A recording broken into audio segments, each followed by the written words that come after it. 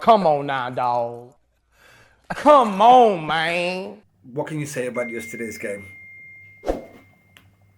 You know, it's difficult. It's difficult to make a match review. Let me put it that way about yesterday's game because I don't really know how to judge yesterday's game. On the one hand, I hate losing, and I especially hate losing against Chelsea. But on the other hand, like fuck it, we're champions. So I don't know where to kind of like fall in between.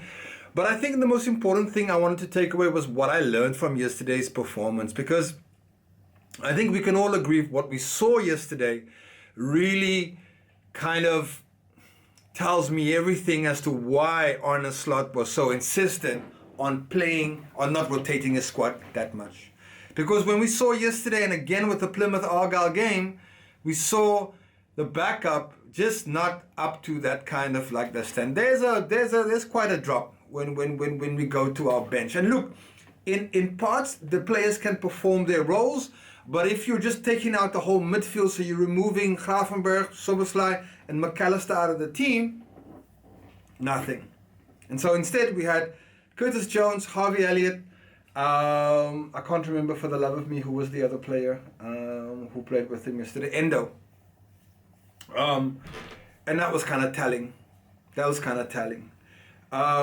You know, it's difficult for me to sit here and do this match reaction or match review, however you want to call it, and say it was all on the squad players, the fringe players, because you know what? Let's be real.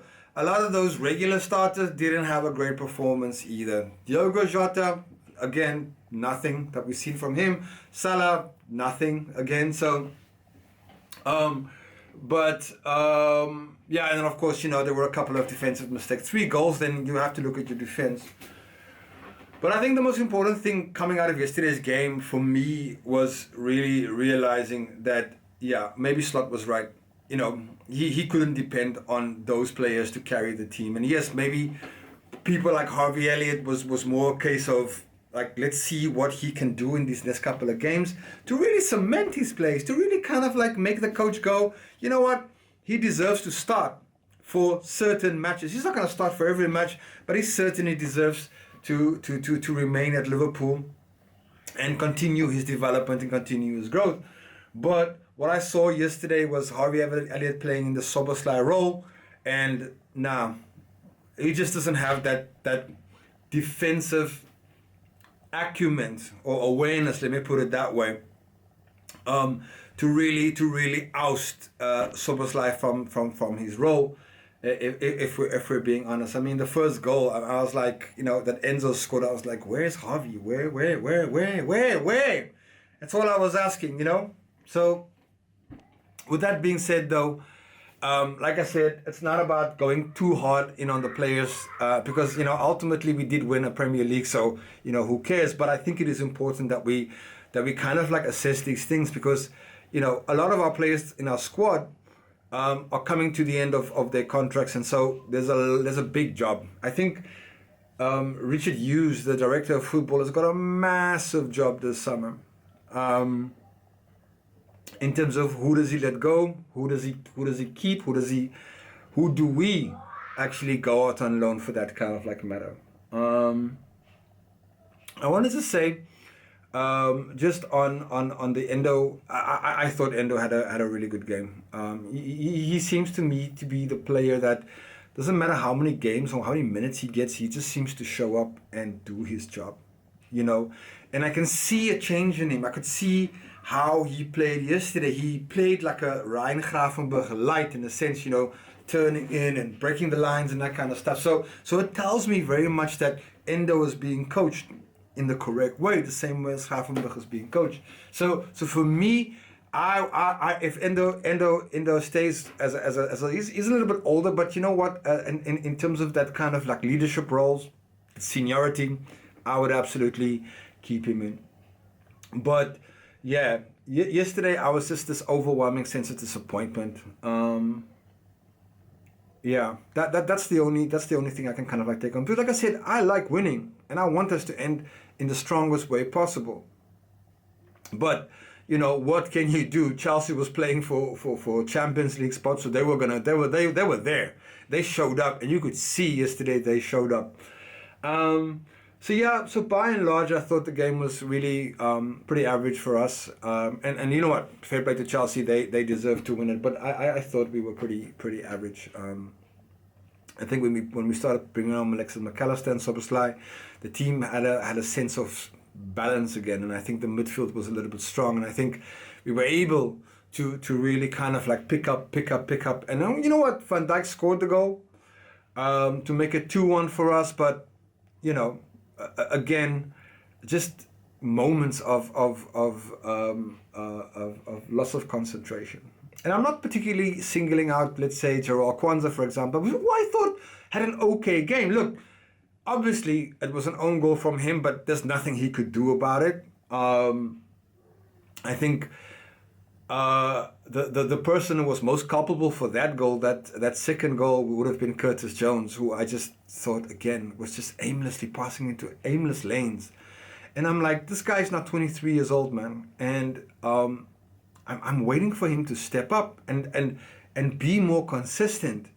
That is it. This could have been a game where he could have stamped his mark on this game.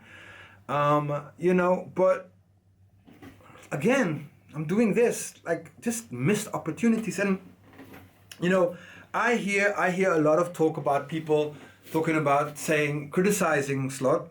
And I was one of those people saying, why doesn't he play Harvey more? Why doesn't he play Curtis more? Why doesn't he play Chiesa more? Well, you could see that yesterday as to why he doesn't play those players anymore. Chiesa came on again, and again, I just saw him duck out of a tackle, and I was like, nah, man, come on.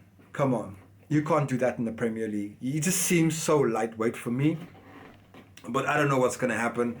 I would keep him on just to kind of see. But I've seen now enough for me personally to go, look, even if you get 5 minutes, Divock Origi would get 7 minutes, 5 minutes, and then he would have an impact in the team. He would either create or score a goal. So I don't buy this whole thing of you need 30 minutes to be able to show who you are.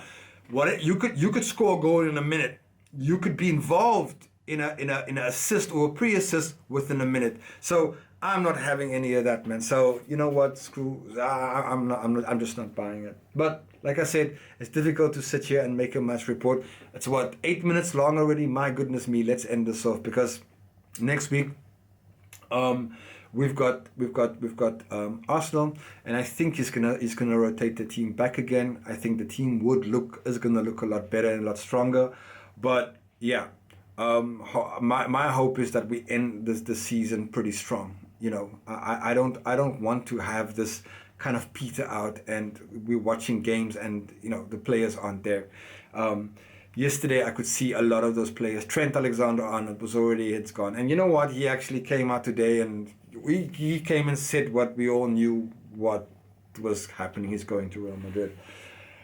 So I don't want to add any more oxygen into that saga. For me, that chapter is closed. I thank him very much. Thank you very much. Yesterday, you just put in another ass performance.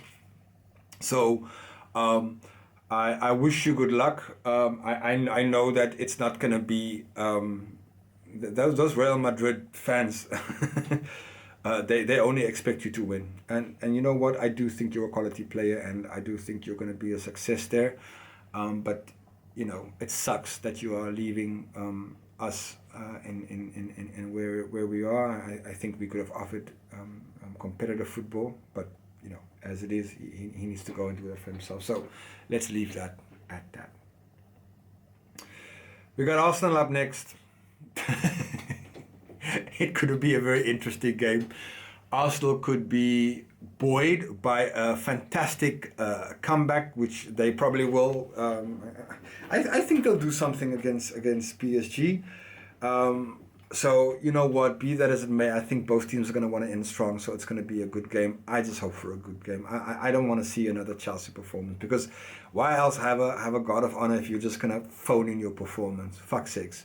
Let's get over that. Anyways, Reds, thanks for watching. Let me just quickly end off again by thanking everybody who subscribed in the last week or so. I've reached 500 subscribers. I didn't think I would make it to 500 by the end of the season.